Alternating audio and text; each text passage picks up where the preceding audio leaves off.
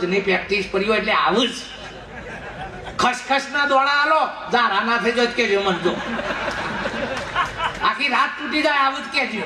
લાય ખસખસના દોણા પકડાવ પર આપણો બધોની બીક લાગે છે કે ના હું દેવનું ખોળ આઠ કરીને ધૂણ પાછો વાયરો લાવે ફલાણી માતા આવી છું 3 દાડામાં કીધું હોય એનો ચકલો ઉડતો પાડું એટલે ભાઈ એટલી બધી તારા પાન સિદ્ધિ હોય એટલું બધું તારા પાન કોઈ તપ હોય તો બોર્ડર ઉપર જતો રહે અને કઈ મુઠ્ઠીઓ છૂટી મારા બોમ્બ મારવાય ને કતે મુઠ્ઠીઓમાં ફટવા મારો એવી શું હતું ગામમાં હું બીવડાય કરીશ લે ગામમાં હું કા બધાને પદપદાય કરીશ ના પા બધા ખાબે ગાંઠ્યા છે એટલે પેલો રાગાયો છે હા ઈઓને મજા આવી છે હા જો ઓમ મારા બેટા છે કર કોઈ નાગર નમી વા નહીં પણ એ આગળ જોયો કા ખમા ખમા કી ખમા પરો કા આરા જીવનમાં કોઈ સંત જ ના મળ્યો લ્યા કોઈ સત્પુરુષ જ ના મળ્યો મહાપુરુષ મળ્યો તો આ દશા આવત નહીં કોને દેવ કહેવાય કોને દેવી કહેવાય ના ખબર પડતો લે કોક સંતને પૂછજો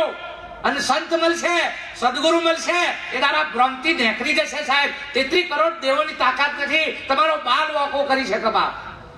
સદગુરુની આ ભક્તિ કહેવાય આ ભજન કરી નાખું ગઈ નાખું બોલ નાખું આ ભક્તિ નથી બાપ જે દારા સદગુરુનો સંગ થશે મહાપુરુષોનો સંગ થશે બાપ એ તારા બધી કલ્પનાઓ મટી જશે બાપ એ વાતો તમારાથી ફફરી નાહી જોઈ લે તમારી વાંથી ના પીવું પડે આટલું બધું ઓ વાસ હતો હજી તો આરા ચો આકા પરિસન ચો નમશીને ખબર નથી બાપ જેને પોતાના મા બાપની સેવા કરી છે બાપ એને બીજા ચોય પીલીઓ કરવું પડે નથી અને જેને સદગુરુ મહાપુરુષો મળી ગયા છે એની ચોય પૂજા કરવી પડે એવી નથી બાપ એનો સર્વસ્વમાં અલ્યા દેવોએ સત્પુરુષોને સદગુરુને નમન કરી છે બાપ આપણે બધા સાખીઓ બોલીએ છે કે સદગુરુ પંકજ પૂજતો 14 લોક પૂજાય શિવ વિરંચની શારદા ગુરુ તના જશ ગાય બાપ એ ગુરુના જશ ગાય છે બાપ જુઓ રામ જેવા ગુરુ વશિષ્ઠ શરણે કૃષ્ણ જેવા સાંદીપના શરણે રામદેવજી જેવા બાળીનાથના શરણે કબીર સાહેબ રામાનંદના શરણે મીરા રોહિદાસના શરણે નરસિંહ મહેતા તુકારામના શરણે આ બધા જ પુરુષો કોક સત્પુરુષના શરણમાં જતા રહ્યા સાહેબ તાને આ જ્ઞાનની પ્રાપ્તિ થઈ તાને આ ભજન સાર્થક થયું બા એમને એમ થયું નથી અને આપણે બારોવાટ એટલે એક બે હલીવાર જવું હોય ને તો એ દલાલ હોત દેશે તી ખબર પડે લઈ જઈએ તો ભક્તિ મોદાની એમને બારોબાર ના હવાનું કોઈ નો નાવડો બારોબાર તર્યો નથી પણ જેને સાચા સંત કોને કહેવાય પાછો આ કહી દઉં ન કે ઓના લઠ્ઠોમાં ના પડતા ગુરુ મળે તો બધાનું ઊભું કરે ગુરુ માથા હાથ મેલો કોનમાં ફૂંક મારે કંઠી બોધે મંત્ર આલે આ કરો તે કરો આ બધું કરવાનું શીખવાડે આ ગુરુ કહેવાય અને સદગુરુ મળે આ બધામાંથી છોડાવા આપણા કોઈ ડખાડા કરવા પડે નહીં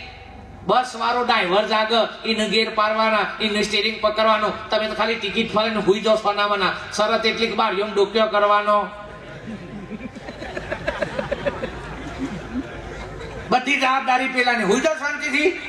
પણ હકનારા વાતો બારીઓમાં વારે ડોક્યો કરવા છે આટલો બા કરવા છે અને પછી તો લઈ લે કે ડ્રાઈવર હમો છે હકણા તમે બે હો ખાલી ભાઈ પણ આપણા હકણા વાતું નથી બાપ હવે આ ડોહાનો પેલા રહી ગયો ફૂલ પેલો ભાઈ હમણાં બધું પતંગ આવ્યું કહી દીધું કે આ બધું પતી ગયું અમે ઘેર પેલા બ્રાહ્મણના ઘેરથી બેન હતો એકી ભાઈ આ ફૂલ બુલ આપણા ઘેર ના રાખે આપણા કોક ડખારો થાય અને આ ડોહાનું ઠેકોણ નહીં એના કરતા ફૂલ ગમે તે ચોક તમે નાખ્યા પેલો ભાઈએ કે તારે શું કરું તે કે તારી પટેલના ઉકારામાં જ નાખવા દે ત્યાં ડબો ઉકેરામાં નાખ્યો બાપ એના ઉપર તમે જુઓ તો ટોપલો ઉપર દટાઈ ગયો ખાતર કાઢવાનો જાણે ટાઈમ આવ્યો વરહે અને ખાતર કાઢતા ડબ્બો ખખર્યો પાહન પટેલો બાજતા અને મજૂરે કીધું પટેલ કોકનો ડબ્બો સકી હેનો છે જુઓ તો ખરા કાઢ્યો ધોયો સાફ કર્યો પટેલ કી હારો લાગે છે તો ઓળખી તો નહીં ગણનો જ છે ખોલી જોયું તો ડોહાનો મોય આટકો ઓહો કે આ તો હારું આપણા ઘર નો જ છે ઘેર જઈને પેલી ઘરવાળાને વાત કરી કે હવે ભરોસા તો ભૂકો નથી કે આ તો આપણો જ છે તો કે બાપાનો ફૂલ પર રહેતો રહ્યો છે કે તાના તો ફૂલ તો એમની જ છે કે પેલા બોમનને બોલાવો બોમન કે હાથું બોલ અમારા બાપાના ફૂલ પર ધરાયો થયા કે જો હાથું બોલો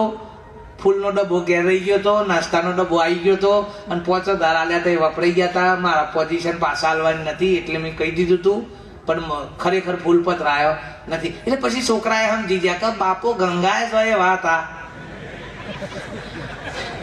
ઉકેલાની આઈટમ હતી આગળ તો જાય એવી. એટલે બધા છોકરા કે અંતર નહીં કોઈ કીધા જેવું કે આ તો કેટલી જગ્યાએથી રિટર્ન આવેલું છે. એમ આ બધા જીવો બાપ એવા અમુક જીવો આખા જન્મારાની અંદર આજ કર્યું, એના પાછળ તમે ગમે તેટલું કરો બાપ, પણ જો સુધી ની કરણી ના સુધર ત્યાં સુધી આ જીવ અધોગતિના જ રસ્તે છે બાપ, અધોગતિના જ રસ્તે છે. જે દારા કોઈક મહાપુરુષો સત્પુરુષોનો ભેટો થશે એ દારા મહાપુરુષ કે આ જીવની એ દારા મુક્તિ થશે બાપ, નકર ત્યાં સુધી મુક્તિ થાય એવી નથી. સંતો એટલે જ કીધું કે સદગુરુ દાતાર મોક્ષ કો જાહેર જગમાં તું જાણ, પણ શરણે ગયા સો નર ઉગર્યા પાયા પદ નિર્વાણ. જે સદગુરુના મહાપુરુષોના સંતોના ચરણમાં જ્યાં એ આ નિર્વાણ પદનું પામ્યા છે બાપ. નકર જગત બધું ખૂબ બધું કંઈક ના કંઈક કરતો છે બાપ. પુંદાને એટલું કરે છે, બધાને જમાડા પણ એટલું છે, કંઈક આપાય એટલું છે બાપ, પણ મહાપુરુષોએ પુરાવો મૂકે છે, આપણા શાસ્ત્રોએ સંતોએ પુરાવો મૂક્યો છે કે હે નુગરા તમે કા ફરો, નુગરા ના ચડે નિર્વાણ. એક નુગરાના શિર પર લખ પાપીનો ભાર, નુગરા ફેરવે માળા, નુગરા દેવે દાન, સદગુરુ બિના દાન હરામ હૈ, ખોજો ને વેદ